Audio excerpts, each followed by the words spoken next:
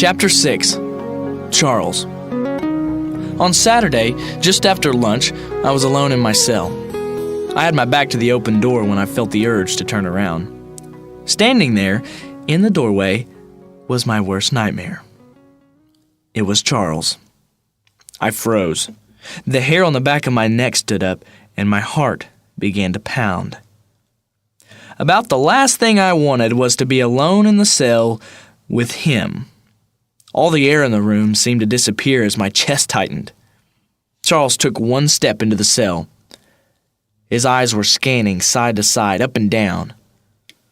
His jaw was clenched tight, muscles bulged from the side of his head. I had no idea what to do.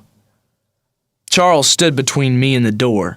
The wrong move would be dangerous. Any move would probably be dangerous. Even if nobody had ever told me not to mess with Charles, one look at him would have told me not to. I imagined Charles picking me up and breaking me in half. What does he want? What can I give him? There's nothing in this cell but me, I thought. This is really uncool. How can I get out of this? Charles looked around and noticed the book on my bunk. Where'd you get that? The question hit me like an explosion. I felt as though I'd jumped out of my skin. My eyes followed Charles' arm down to his outstretched finger. It was pointing to my bunk. Where'd you get that book? He repeated. Malcolm gave it to me? Charles looked at the book and then at me.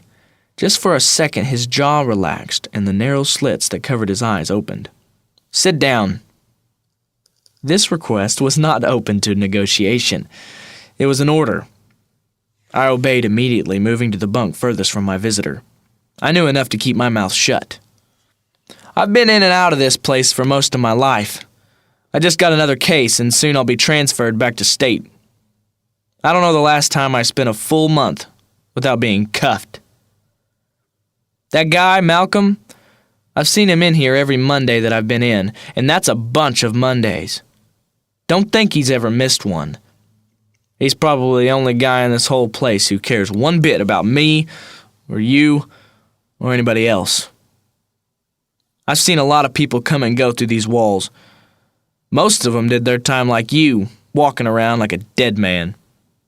But then there's some that came through here and listened to what Malcolm said. They're on the outside now, living good lives. I know. So what you need to do is listen to him. Read what he tells you to read. Do what he tells you to do. Get out of here and make something of yourself. Don't wind up an old criminal like me.